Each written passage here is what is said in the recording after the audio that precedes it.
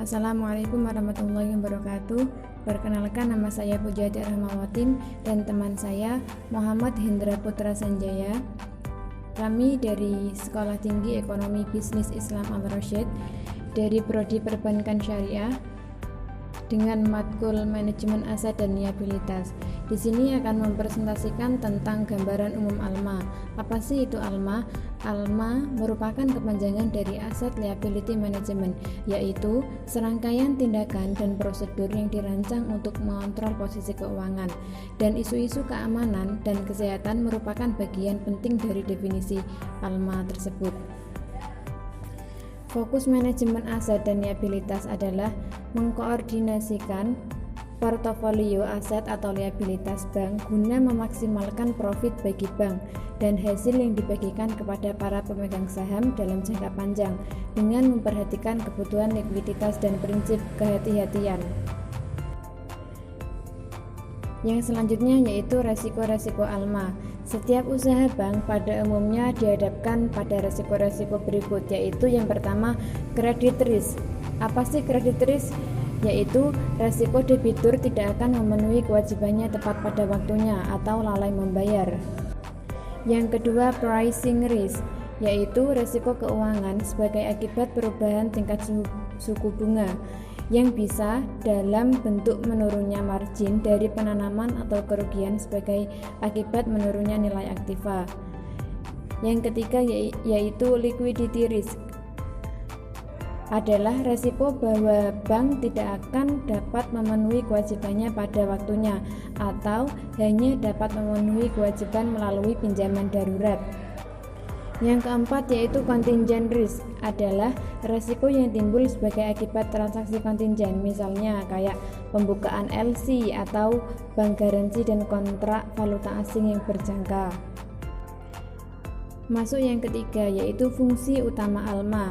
Terdapat 4 fungsi utama ALMA, Asset dan Liability Management, yaitu A. Liquidity Management. Manajemen likuiditas bertujuan untuk memaksimumkan pendapatan dengan tetap meminimumkan risiko likuiditas, sehingga tidak terjadi kekurangan kas diatasi dengan menjual aktiva atau mencari dana dengan biaya yang tidak merugikan pihak bank itu sendiri. Sasaran manajemen likuiditas ini yaitu memenuhi ketentuan reserve requirement. Yang B yaitu gap management. Gap management ini bertujuan untuk mencapai pendapatan yang maksimum dengan tetap meminimumkan resiko yang berkaitan dengan ketidaktetapan dalam struktur maturity dari aktiva dan pasifa yang dimiliki oleh bank. Yang ketiga yaitu foreign exchange position management, yaitu bertujuan untuk mencapai pendapatan yang optimal dengan tetap meminimumkan resiko kerugian yang akan terjadi sehingga akibat dari adanya perubahan kurs valuta asing. Dan yang terakhir yaitu earning and investment management. Tujuannya adalah proses ALMA harus mampu menyediakan masukan bagi pimpinan bank dalam menentukan struktur neraca dan strategi penentuan tarif bunga. Yang selanjutnya bisa dilanjutkan dengan teman saya. Kepadanya kami persilakan. Oke, di sini saya akan melanjutkan presentasi dari materi ALMA dan ALCO, yaitu berikutnya organisasi ALCO. ALCO atau disebut Asset and Liability Committee adalah suatu lembaga dalam organisasi bank umum untuk mendukung efektivitas pelaksanaan aset and liability management atau ALMA. ALCO mempunyai fungsi untuk menentukan berbagai macam kebijakan di dalam aplikasi atau penggunaan dana.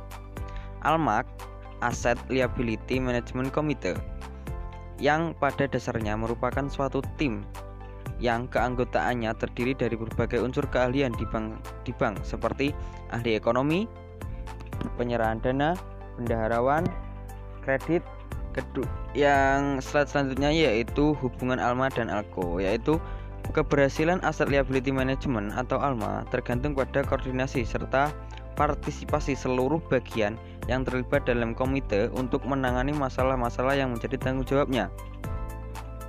Agar strategi ALMA dapat efektif, maka beberapa kriteria berikut harus dipenuhi oleh ALKO, yaitu pertama, semua anggota ALKO harus terlibat dan mengerti bahwa strategi ALMA adalah strategi menyentuh dari aset liability.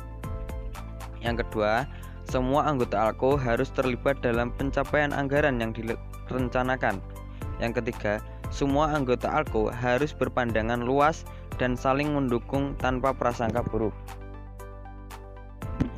Selanjutnya yaitu tujuan dari ALMA adalah 1. Adanya penetapan kebijakan bisnis yang jelas, terarah dan terukur. Kedua, adanya arah dan tujuan yang jelas bagi manajemen dalam proses. Ketiga, pelaksanaan tugas serta cara dalam menetapkan standar operasional bank. Yang keempat, diperolehnya data yang akurat serta menjamin bahwa data tersebut dapat menunjang keputusan ALMA. Selanjutnya yaitu mampu mengambil keputusan yang tepat dalam mengelola valuta asing, terutama ketika mengalami fluktuasi yang tinggi. Nah, cukup itu presentasi dari kami. Bila ada kesalahan mohon dimaafkan. Wassalamualaikum warahmatullahi wabarakatuh.